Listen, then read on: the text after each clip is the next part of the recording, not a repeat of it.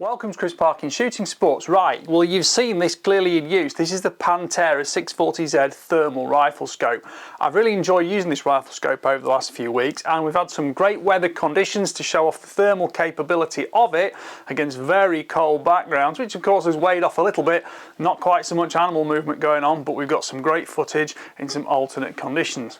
Right, first thing to tell you about this is it's got an optical zoom as well as a digital zoom. The optical zoom, you've got 25mm or a 50mm lens in here, and you also can have the optical zoom from 25 with a wide field of view up to 50 for a more detailed field of view, better resolution than digital zoom, and then your focusing for the image is actually on the side here.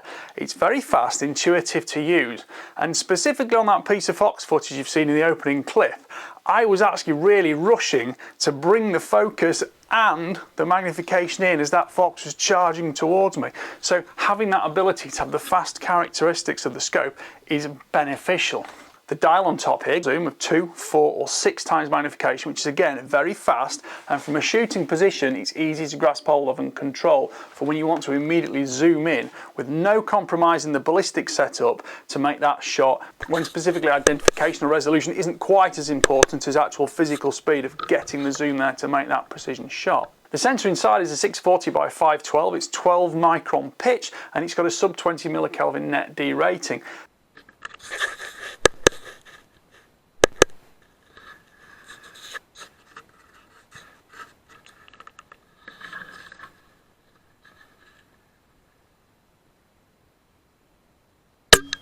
The optical display is actually 800 by 800 pixels, but it gives you a round display, and that's coupled with 100mm of eye relief. Now of course with a 6000 dual recoil resistance rating and 100mm of eye relief, that means you're not really going to have any problems on rifles up to sort of 30-06 caliber, and you can use it without any kind of compromising position. It does have a rubber bellows eye cup on the back here, which you can choose to use or not use depending on personal preference, and in very cold conditions I find it better to take that off because the heat off your face will cause condensation on the external of the lens, and of course although that's ventilated, it's not as well ventilated as if it's not on at all, because condensation is a fact of life, especially in super cold weather like we've got at the moment.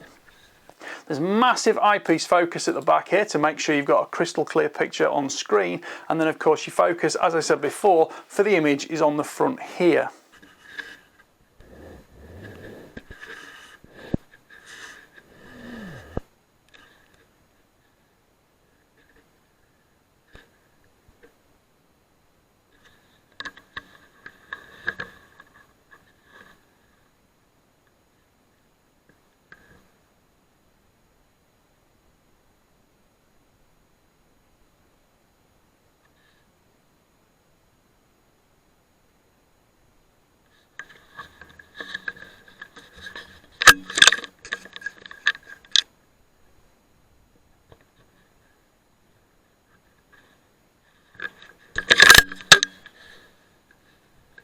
Detection range on here is 2,600 meters, and you've actually got 1,000-yard capability on the laser rangefinder.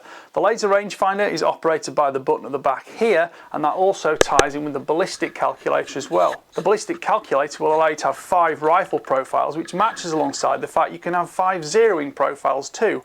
And when you've got that ballistic calculator, you've got factors like muzzle velocity, bore height, ballistic coefficient, zero distance, all to factor in to make sure you've got that precision ability to place a bullet at longer range. And of course at night with a thermal imaging picture you haven't quite got the same capability of making dialed corrections like you have with the daylight rifle scope.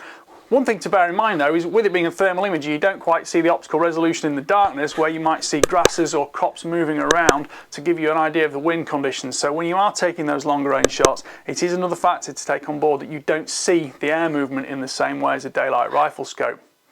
The rangefinder is on top here, gives you a good clear field of view, and I had no problem pinging targets well out beyond 400 meters, which is far beyond any range I'm going to be shooting at night in a pest control situation. There are 6 reticle options on board, and there are 4 reticle colours as well. The ballistics is easy to set up, and it's one of the things I like most about the PARD system. Everything is controlled by a push button on top here and rotating that dial, and skimming through the menus is very easy to do. The immediate menu has one press, the longer, deeper menu with greater function detail has a longer press here, hold that down and that goes into the secondary menu system. I find the scope is very easy to use, especially in difficult scenarios where you've got gloves on, it's cold, because you haven't got quite as many buttons which confuse things, and it's a simpler operating language in my experience.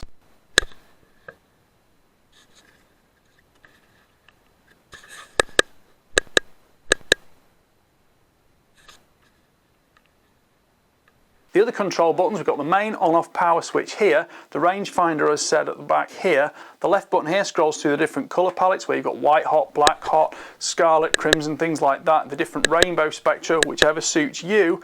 Or the right hand button is for setting up the video function, recording, or you can take stills with this as well, and it does record audio as well.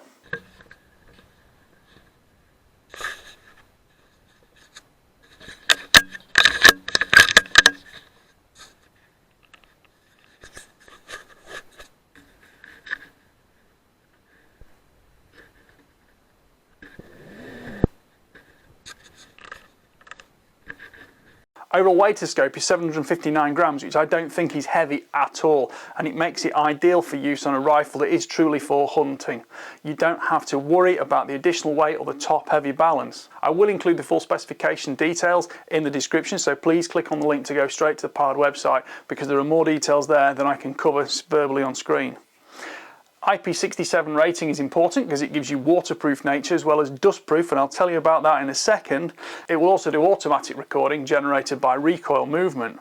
Now the IP67 rating sounds like a good idea, but believe me, accidents happen in the field, and although I treat my review equipment extremely carefully, things still go wrong, and I actually slipped on some ice and fell over with the rifle on my shoulder and it crunched into the ground. If you can see mud on the rifle, well, I've cleaned some of it off, not all of it's gone, and there's still a few bits I can find here on the scope. And in fairness, there's a mark there on the scope, there's a mark there on the scope, little grazes and gouges. When I actually did that, I fell hard enough that I stood up thinking, oh, am I going to take this rifle off my shoulder now and find it hanging in pieces from the scope mounts? Actually, no, not at all. And within 3 or 4 minutes later, I had actually shot a fox. So there was no problem with loss of zero, and other than a few scratches and some mud, there's no problem at all with the scope's durability. So I don't always get to test, in inverted commas, functions and capabilities like that, but I have to say, when I do accidentally damage or break something, and I've done it in the past with rifles and optics, if they withstand that damage, I am very impressed by them, and it's a very good factor for me to know for their long-term durability, and the PARD has actually ticked that box for me. I really like the ability to change magnification using the collar at the front, and with the dial on board, controlling magnification is quick and intuitive.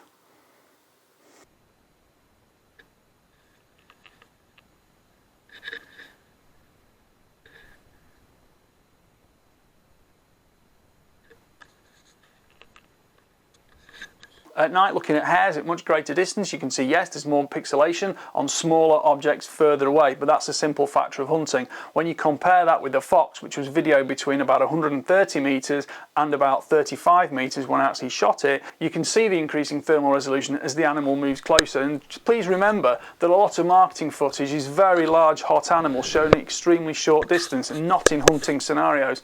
And in realistic hunting scenarios, that's where scopes do matter. I find the 800 pixel screen inside with a fully round view is most akin to a regular daylight optic, and throughout the zoom range you don't suffer with vignettes or enclosing tunnelling of the field of view, and that is a factor that makes the scope very comfortable and relaxing to use. From a physical perspective, it's no different at all from a daylight optic, other than the fact you might want to set up things like screen contrast, resolution and brightness to suit your exact conditions. Of course, in pitch black you might not need it quite as bright as you would in mid conditions, and there's also the factor that the eye-cut bellows does help some of the reflection of the light coming off your face, which does tend to make your whole face glow. You might want to switch that off, turn it down, and you can do that using the screen brightness. You can use the on-off button here with a quick press to turn the screen off completely between uses, and there's also factors like auto power off to save batteries.